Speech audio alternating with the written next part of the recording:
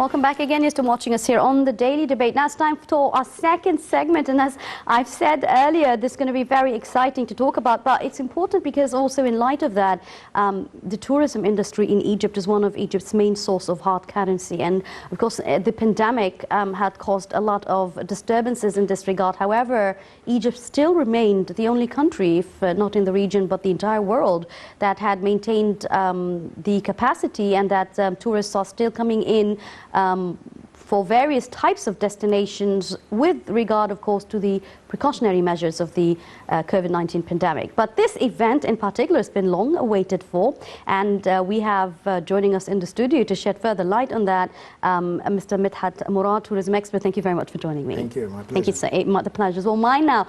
This is very exciting. We have 22 royal mummies that will be transferred from Tahrir Square Museum to its permanent display at the National Museum of the Egyptian Civilization and Fustat. Tell us all about this event. Well, I just came from Tahrir Square, so I just was lucky enough to see part of the rehearsals going on right now. This event will take place well, in 10 days on Saturday, April 3rd, in the evening. So I'm inviting everyone to watch it on television, live on YouTube, everything. It will be a once upon a lifetime event. That would be a very, very special event. First time that we organize something like this in Egypt. The parade will go from the Egyptian Museum in Tahrir Square all the way to the square itself, where it will be lit. All the square will be lit, and we will also inaugurate on the same day the new shape, the new structure of Tahrir with the obelisk and the So it's going to be taking place at the evening then in this regard. That's in the evening. There's been a lot of rehearsals that's been going on for that. It's like a wedding day for them. Why is it being moved to this specific place at the Civilization Museum in Fustat? Why this place? Well, for the same reason we are building the Grand Egyptian Museum. Honestly, the museum in Tahrir, when it was built, it was not, no one had in mind that we will be having all these excavations and all these monuments coming out. So actually in the storage of the current Egyptian Museum, there is more than 100,000 pieces of monuments that no one saw before. So what's happening is that we are creating the right display for these royalties. These were kings and queens of Egypt who are actually were stuck into a small room in the current Egyptian Museum, but now we are moving it, all of them, to the Museum of National Museum of Egypt, the new museum, where it will be displayed properly in a room dedicated to these royal mummies. The coffins will be there. When you go visit, the story, the full story will be there. So with all the technology and everything, so we'll be better preserving the mummies over there. There is a great new restoration lab over there who will take care of these mummies. So that's one. Secondly, we're creating another opportunity, because we have seen that in order to move them to the new Museum of Civilization, all the area around the new museum were redone. We restructured with the lake over there, everything where is almost new in this area, with restaurants, with walking areas. So that's really an opportunity for guests who are coming to Egypt to enjoy one day when the Grand Egyptian Museum is open, the Grand Egyptian Museum, another day the current Tahrir Square Museum, which will still be hosting many very important pieces over there, in addition to the Museum of Civilization. That's very interesting. So these mummies are going to be going to a new residence, and let's hope that they enjoy there, because this is the first time they're being transported outside of Tahrir Square. Let's talk more about the process of preserving them and more about how this process is going to be ongoing to ensure that they're safe and secure in one piece, not to be upset or anything. But we'll talk more about that. If you allow us, let's take this report. And Egypt reveals a long-awaited date for the royal mummies transfer in a very royal parade. Let's take a look at this report. When we come back, we're going to be knowing exactly how this process is going to be taking place. Tourism and Antiquities Ministry announced that 22 royal Egyptian mummies are set to be transferred from downtown Cairo Egyptian Museum to the National Museum of Egyptian Civilization in a much-awaited parade in the streets of Cairo on the 3rd of April. The royal mummies, along with 17 royal sarcophagi from the 17th, 18th, 19th and 20th dynasties, will be transported to the National Museum of Egyptian Civilization in Old Cairo. A statement by the Tourism and Antiquities Ministry noted that the parade comprises of 23 mummies, 19 of kings and 4 of queens, accompanied by 17 royal coffins. The royal mummies being transferred are King Ramses II, Ramses III, the 4th, the 5th, the 6th, the 9th, as well as Thutmose II, the 1st, the 3rd, the 4th, and Seknin Ra, Hatshepsut, Amenhotep I, the 2nd, the 3rd, and Ahmos, Nefertari, Merit Amon, Siptah, Meremptah, Quinti, Seti I and 2nd. The royal procession that will take place on the 3rd of April will take spectators back to the ancient Egyptian period when kings and queens were transported to their tombs towards eternity. The new procession will see the royal mummies transported along the river Nile and then accompanied by chariots and horses. Work has been underway in the past few years in the National Museum of Egyptian Civilization to ensure the holds of the museum are equipped to receive the mummies and sarcophagi. The NMEC covers 135,000 square meters and overlooks the Ain el-Sira Lake, close to the religious compound where Amr ibn al-As Mosque is located, near the Hanging Church and the Ben Ezra Synagogue in Old Cairo. The event is scheduled to start with the opening of the Egyptian Museum's door for the mummy's exit in the presence of international ambassadors and the media. The mummies will move from the Egyptian Museum on 22 old Egyptian-style chariots with musical instruments playing in the background. Don't miss this unrivaled, once-in-a-lifetime event. Stay tuned for the Pharaoh's Golden Parade on the 3rd of April 2021.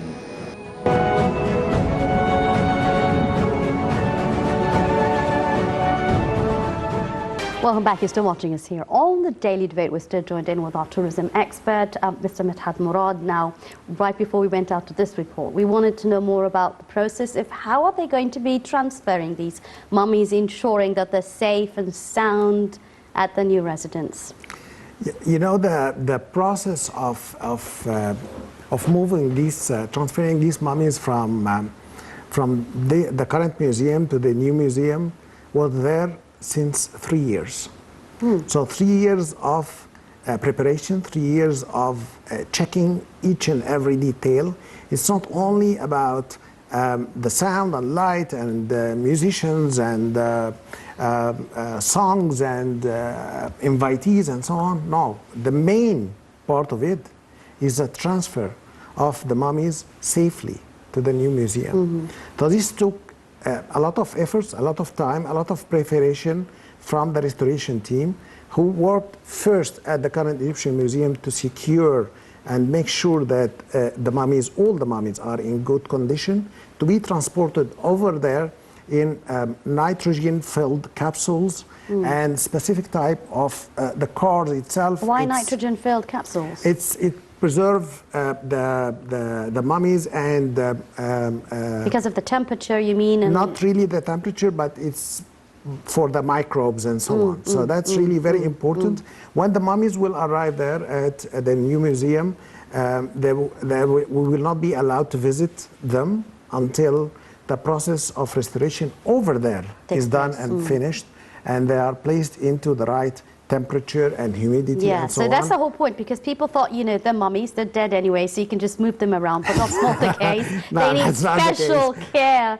Yes, that's very exciting. Now, maybe because this is our civilization and we're used to it being part of our culture. So that might not be very exciting to many here, but it is a global event, and everybody around the world outside Egypt is very excited about this event. What makes this event very special and global?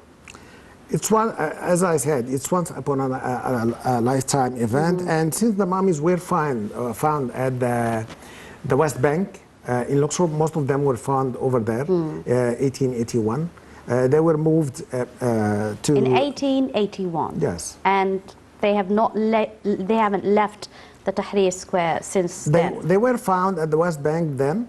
And then, upon opening of the current Egyptian Museum, where they were transferred here, and the mummy's room were dedicated for them. And since then, they did not leave the Tahrir Square, and that's very much correct. That's very interesting. So that should be their last place. Let's hope so. Let's hope they like it, though. Now, tourism is very important for Egypt, and there's almost every household that's either directly or indirectly affected by this tourism industry.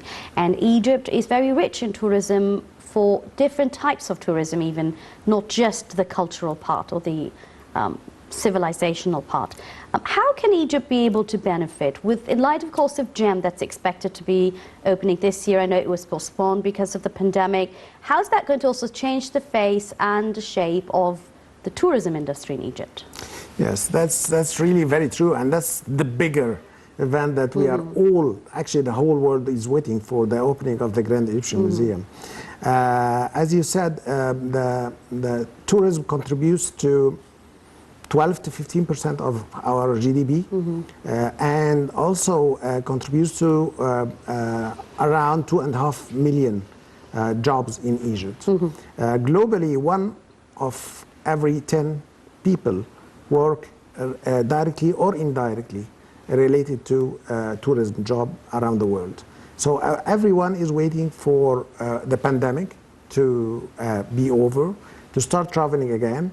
And this is when we will be opening the Grand Egyptian Museum. The Grand Egyptian Museum needs a grand opening because it is really the biggest. Unique, of course, yes. It is unique, and it is the biggest museum in the world for one civilization, dedicated to one civilization, which is the Egyptian civilization. Already over there, the opening will include like 55,000 artifacts. Between with those, new technology, and maybe that's also what's very interesting about it, the location. Absolutely. Tut's collection is going to be there, yes. The entire collection, the entire collection of King Tutankhamun for the first time, the 5,000 pieces of King Tutankhamun, just for us to compare. The current number of pieces displayed at the current Egyptian Museum is a bit more than 1,000 He's actually pieces. very famous, that king in specific, although yes. he died very young and he was always only for a very short time a king, but he echoed greatly, and everybody is very excited, looking forward to seeing his 5,000 pieces. Right? That's because we found his tomb intact. So all the pieces were there. So this gave all archaeologists around the world as well reason and time spent to know more about the Egyptian civilization. It's not, when we find a monument, it's not about the monument itself, it's the story behind it. Of course. And what we know from our ancestors regarding, the finding that we found on this, from this monument. So we recently made a lot of discoveries in Saqqara, which were huge, and that's great news to the world. Now we are adding also the parade of the mummies in the right time for marketing last quarter of this year. Of course, yes. And we're waiting for the GEM to open. Yes. The GEM is not only the museum, which is a huge event, but it's also the whole area. Yes, because the whole area is renovated. Yes, if you allow me to ask, pardon me, but how long have you been in the field of tourism? Well, 30 plus years. Wow, that's great. Well, the reason why I asked you that is because this administration is very different. It really did focus and think out of the box when it comes to the renovation of this industry. We've seen tremendous efforts being done rather by the Ministry of Antiquities to renovate museums, to go for further discoveries, and to rebrand Egypt. And how has that worked out for you, and how do you compare that to your 30 plus years of experience in this regard? Honestly, now it's very special because the whole country has a different aspect, working hard towards goals, and that when they do things, they want to do it the right way. For example, this parade, I mean, it's been postponed for a few months just to make sure that every detail is perfect and done right and studied before they start doing it. So nothing comes haphazard with this administration. And looking at the ministry right now, combining the antiquities with tourism is the right way to do it in Egypt. Hopefully, again, combining aviation as well for of course, for further easy, the ticketing and the coordination. Especially Egypt is so huge. So if you want to go down all the way to Luxor and Aswan, you want to take them back to the Mediterranean, for instance, and so so Red Sea as well as the other side. So coordinating the discovery times. Not really the discovery, the announcing for the discovery times. For example, today it was announced that there is a huge discovery that's coming up in Luxor, and this will be announced in a few weeks from now. So keeping the world busy with news, I'm glad you mentioned that, because you've been in this field, and then you're pretty much aware that now with the use of advanced technology, and it's very costly, I do understand, but to have an administration that is very keen to spend lots of money to be able to go for the excavations and all these discoveries, because I'm sure, and of what I have read, that there's at least 70% more hidden treasures that are still awaited to be discovered. Very true. How is that going to be able to process and progress, rather, in the upcoming years? Now we have the Grand Egyptian Museum. We have space and you enough. have space. I was just going to say, you have enough of space. Just do the discovery. But it is costly, isn't it? Tell us more about the cost. Because people would say, well, there's so much satellites and GPSs and all these kind of things. You can track where they are. But the thing is that not just tracking is the thing, but how do you actually, get them out from there, and to ensure that you do them in a very, delicate way, because you want to be able to make sure that they're in one piece. How's that process being taken? Takes years, right? Yes, definitely. And you may get lucky or you may not get lucky, but in what sense? Yes, digging in a place and you may find nothing. But the good news and the perfect news, and this is what I like about the excavation of Saqqara, that the excavations of Saqqara were done by the Egyptian teams of the Egyptian Ministry of Antiquities. So usually the findings are done by other missions from other countries, which is really very much appreciated as well. But the Egyptian missions finding this and finding these great opportunities and great sarcophagi and great monuments, that was really very special.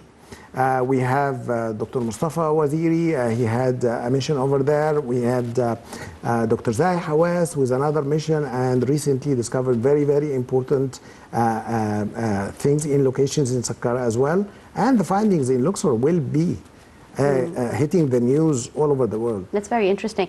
Now, I'm sure that there's, when you learn into the School of Antiquities, or whatever kind of school it is, the Egyptology, if I may say, there's a lot of civilizations. Has there been still civilizations and eras that have not been discovered yet? Or are we having basically the entire picture of all these civilizations with missing pieces that still needs to be put in together? Are there still missions that have to be taking place to discover these civilizations that they read in textbooks all the way back in university? All the way. I mean, it's like it's all the way and all the time. So there's still civilizations we have no idea about back in this era. Not really civilizations. Dynasties. Yes, okay. that was the word. Pardon me. Dynasties. That's very true. There is, but where to dig and what to expect. That's the expertise of the... Yes, we have 3 minutes, and I'd like to talk about branding Egypt today. Again, you've been doing this job for a very long time, so but during the past couple of years, they started changing a little bit too much to ensure that they attract the younger generation with regard to their interests, but to also ensure that they get a chance to taste the civilizations of Egypt. How do you do that?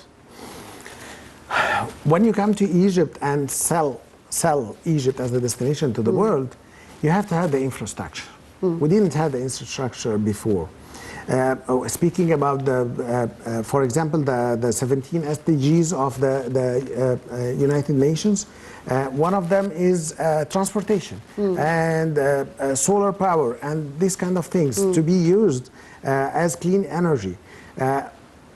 That's what the government is doing right now in all aspects. And definitely the tourist who's coming to the destination will take opportunity of that. For example, the trains between Cairo and Aswan. So everyone who needs to go to Aswan, he needs to take a plane because the sleeping trains and so on were not in a great, really, condition to be used. And they wasted a day. I think it takes like around 10 hours for you to get there. Exactly. Now what's happening is that the coordination between the Ministry of Tourism and the Ministry of Transportation, there is so many new cars of sleeping trains coming in very soon, and this will help tourism. So that's transportation for Egyptians and tourists. But at the end of the day, it's helping tourism because that's the whole infrastructure of and then the country. there's the program. I know it takes a little bit more years to be implemented, but then the fast trains that they're working on that will be able to cut on between west and east and north and south in a couple of hours. That will change the whole map. Yeah, in Aswan in the morning and then later on in the afternoon somewhere in Sukhna up there at the Red Sea area. And they're working on it. Because for example, we're building the Grand Egyptian Museum. We are changing the way of managing the pyramids area, and we're building next to them. Yes, I think the Saman area looks very different today. Yes. Yes, and the Sphinx Airport is there. So if you are, for example, in Luxor, and if you would like to spend one day in Cairo and come back to Luxor again, you can go straight to this airport. Exactly. And then the services are being renovated. Spend a day, come back at the end of the day, and then leave from your Luxor or Hurghada or whatever destination you are coming to. We've seen, I mean, there have been a lot of magazines and reports, the BBC report, and they have been putting Egypt on top of their best destinations. I know Dahab was one for 2020 or 2019. So that's something also great in addition to promote Egypt when you see those international magazines recognizing Egypt's the world is tourism industry. Fed up from the lockdown. And Egypt is open. Oh yes. Well, unfortunately time is up and I have to end up there. Mr. Medhat, Mourad, tourism expert, thank you very much for joining us here on the Daily Debate. Thank you very much. That brings us to the end of our episode. Thank you for watching.